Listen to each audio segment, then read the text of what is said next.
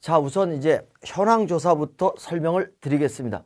자, 경매 개시 결정이 이루어지면 집행법원에서는 집행관에게 현황조사 명령을 내립니다. 이 현황조사 명령은요, 집행관에게 내리는데 사실은 법원의 사법보좌관이라든가 그 다음에 경매 계장 이런 공무원들이 하는 게 원칙적으로는 맞는데 현실상 그게 어렵기 때문에 집행관을 이용을 하는 것이죠. 그래서 집행관에게 현황조사 명령을 내려가지고 굉장히 여러 가지를 조사를 하라고 하는데, 여기 보시면 점유관계라든가 임대차 관계 그 밖에 여러 가지 현황을 조사를 하라고 이제 명령을 내리는데, 가장 중요한 것은 현황조사의 가장 중요한 목적은 이 부동산을, 경매가 신청된 이 부동산을 누가 점유하느냐, 점유자를 조사하는 것이 주 목적이다, 이렇게 말씀드릴 수가 있습니다. 그래서 거기 근거 조문이 나오죠. 그래서 법원은 경매 개시 결정을 한 뒤에 집행관에게 현황조사 명령을 내려가지고 여러 가지를 조사하게 한다, 그런 내용이고요.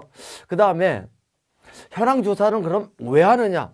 현황조사는요, 왜 하느냐면 이 현황을 조사해가지고 예를 들어서 경매가 신청된 이 부동산을 누가 점유하는지, 채무자가 점유하는 경우도 있고요, 임차인이 점유하는 경우도 있고, 또 드물게는 유치권자가 점유하는 경우도 있을 수가 있는데, 이런 정보를 가지고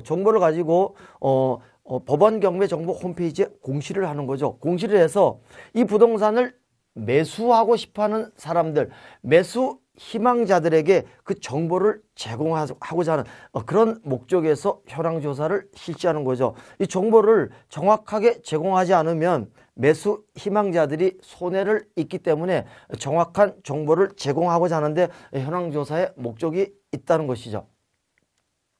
자, 그럼 이제 현황조사는 집행관이 행하게 되는데, 현황조사를 하다 보면 여러 가지 이제 걸림돌이 있을 수가 있기 때문에 어떤 권한이 있느냐, 집행관은 강제 집행을 하는 집행기관이기 때문에 상당한 권한을 가지고 있는 거죠.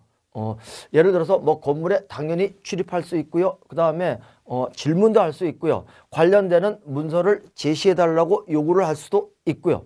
그 다음에 잠긴 문을 열 수도 있고요.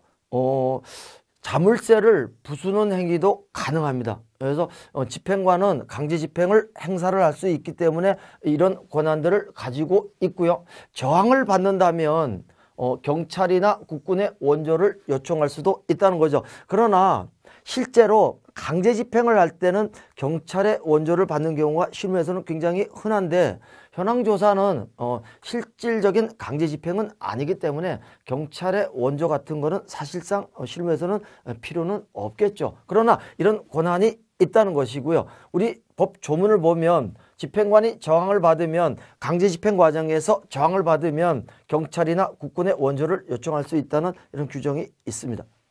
자, 그 다음에 현황조사를 원칙적으로는 주간에 해야 되는데, 주간에 만약에 현황조사를 할 수 없는 사정이 있을 때는요, 그때는 야간 휴일에 현황조사를 할 수가 있습니다. 하고 법원에 보고를 하면 된다는 얘기고요.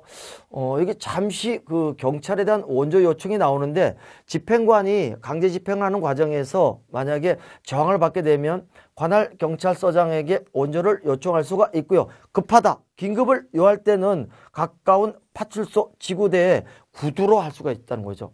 지구대나 파출소는 구두로 원조를 요청할 수가 있다. 그 다음에 조사할 내용은 무엇이냐.